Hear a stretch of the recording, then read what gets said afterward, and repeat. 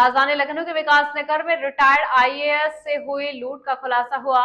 Retired IAS से हुई लूट में 2 अभियुक्त को अरेस्ट किया गया, जबकि एक फरार है। पुलिस ने त्रिनेत्र अभियान के तहत लुटेरों तक पहुंची। राजधानी लखनऊ के विकास नगर में रिटायर्ड आईएएस से हुई लूट का खुलासा। रिटायर्ड आईएएस से हुई लूट में 2 अभियुक्त अरेस्ट, एक फरार। पुलिस ने त्रिनेत्र अभियान के तहत लुटेरों तक पहुंचे। रिटायर्ड आईएएस प्रेम नारायण द्विवेदी से बदमाशों ने की थी सरेआम लूट। लखनऊ की क्राइम ब्रांच उत्तरी जोन की सर्विलांस टीम और विकास नगर पुलिस के ऑपरेशन में सफलता मिली। राज प्रताप सिंह और बाबू और छपरी और इंद्र कुमार और इंदल अरेस्ट हुए। वारदात के बाद से सैयद श्रीवास्तव और राहुल पुलिस गिरफ्त से दूर है। बदमाशों के पास से असलहा समेत लूट का सामान, बेची हुई रकम बरामद। राज प्रताप सिंह और बाबू छपरी के खिलाफ आर्म्स एक्ट के तहत केस दर्ज हुआ। 27 सितंबर को बाइक सवार लुटेरों ने विकास नगर सेक्टर 3 में लूट की वारदात को अंजाम दिया था।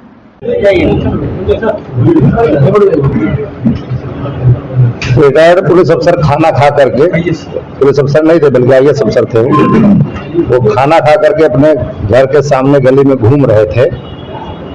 और चूंकि वो वहां खाना खाने के बाद घूमते थे, इसकी जानकारी जो वहां कॉम्प्लेक्स में, उसके पास वाले कॉम्प्लेक्स में जो इंदल है लड़का, इसको रहती थी।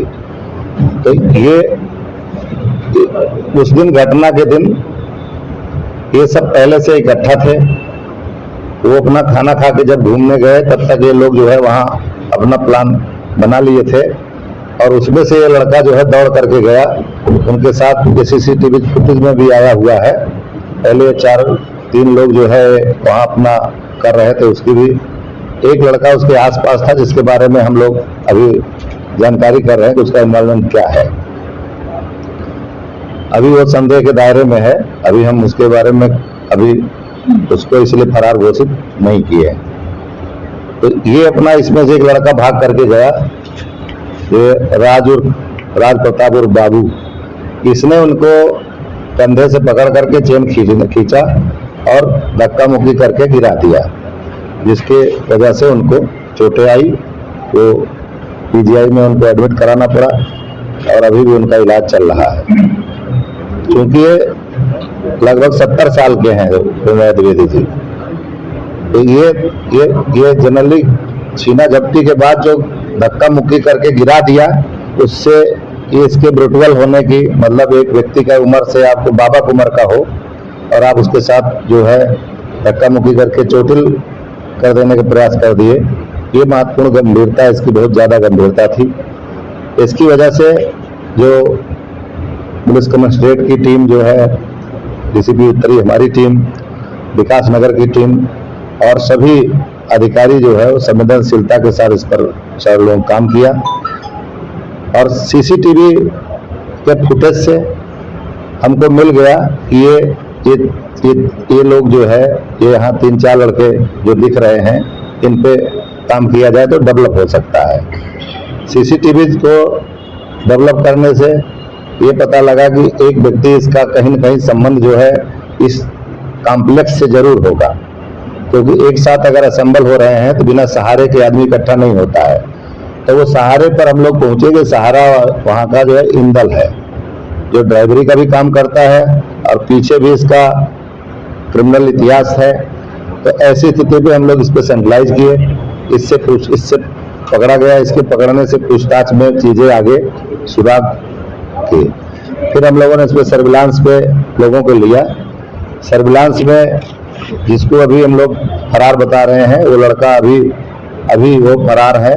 उसके अंदर उसका जो भी उसकी भूमिका थी, जो सारी चीजें थी, वो स्पष्ट हो गई। ये लोग यहाँ से लेकर के, चैन लेकर के और जा करके चिन्हट में लड़का जो राज है, वो वहां रुका। वहां इन लोगों ने फिर असेंबली किया और उस असेंबली के माध्यम से जो चेन है, लूटी हुई चेन, उसका इन्होंने पैसा आपस में जो है बांटा। बाकी चेन लेकर के जो लड़का फरार है वो लेकर के फरार हो गया। मैं चेन बेचा, व्यवहारिक बेच दिया। व्यवहारिक बेचा, इतना पैसा दो, बाकी बाद में देना। जो आपस में 4-3 लोग थे, उन्होंने, एक लड़का जो फरार है उसने कहा कि हम मोटा मोटी इतना पैसा इसको समझ करके हम दे रहे हैं आपस में, बाकी हम इसको और बेच करके जो पैसा होगा और देंगे। सर, राज प्रताप की बात की जाए, दोनों का आपस में कनेक्शन के लिए, क्योंकि 420 के दो नहीं, ये क्या है कि ये जो इंदल है, इंदल और दूसरे जो क्या नाम, ये आपस में इनका मिलना जुलना पहले से था। तो ये वहां पर ये जो IAS अफसर थे जो चैन पहन के रोज घूमते थे, इस पे इनकी नजर थी। तो इसलिए इनका उस दिन का मोटिव सिर्फ इन दोनों का आपस में कनेक्शन कैसे? एक कनेक्शन ये है कि ये पड़ोसी भी है और नशा भी करते हो, ये नशा भी करते हैं। इनका असेंबली का कारण दो है।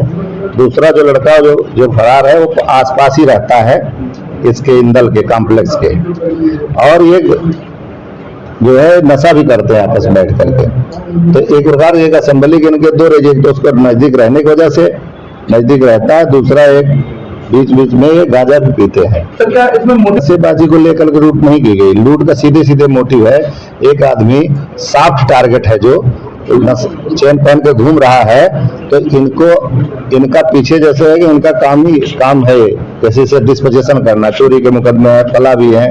तो इनका हरकत जो है वो दूसरे के प्रॉपर्टी लेकर के लाभ ले लेना है। तो ऐसी स्थिति में उनके गले में रोज इनको दिखता था कि सोने की चेन पहन के घूमते हैं। तो बेसिकली असेंबली पॉइंट में डिस्कशन का मुद्दा भी यही था कि ये टारगेट पे लिया जा सकता है। सर, कितने दिन पहले की गई थी कि इनको टारगेट किया जाए, इस समय निकलेंगे? प्लानिंग तो 4-5 दिन, मतलब प्लानिंग क्या था, इन लोगों का आपस का वो तो चूंकि निकलते थे रोज, उनका रूटीन वर्क था और उस बात को पता इंदल को ही था। तो इसलिए इसने असेंबली में किया कि यहाँ पर एक टारगेट है, इसको हम लोग कर सकते हैं। तो ये कभी गाड़ी भी चलाता है, दूसरे जहाँ नौकरी करता है, दूसरे जहाँ गाड़ी चलाता है, और जो मालिक है उनके बारे में लोग जानकारी अभी कर रहे हैं कि उसके मालिक है, चूंकि मेजर चूंकि उनका जो CCTV में उनसे घटना उसमें साफ दिख रहा है कि सबसे पहले चेन लूटने का प्रयास हो रहा है, और बाद में धक्का मुक्की उनको जो रेजिस्टेंस किया उसकी वजह से धक्का मुक्की हुई। अगर सॉफ्टली चेन लूट करके चला जाता और चेन ऐसे हल्के से उठ जाती बिना उनके धक्का मुक्की के, तो गिरा हो सकता है उनको चोट ना आती। लेकिन उन्होंने रेजिस्टेंस किया और रेजिस्टेंस के साथ उन्होंने उसके साथ धक्का मुक्की करके अपना चेन खींचा, और चेन खींच करके दौड़ते हुए जी के साथ जो है चेन स्नैचिंग की घटना हो गई थी, जिसमें कि उस घटना पर पूरे जनपद की पुलिस टीमें संवेदनशील तरीके से इस पर लगी हुई थी।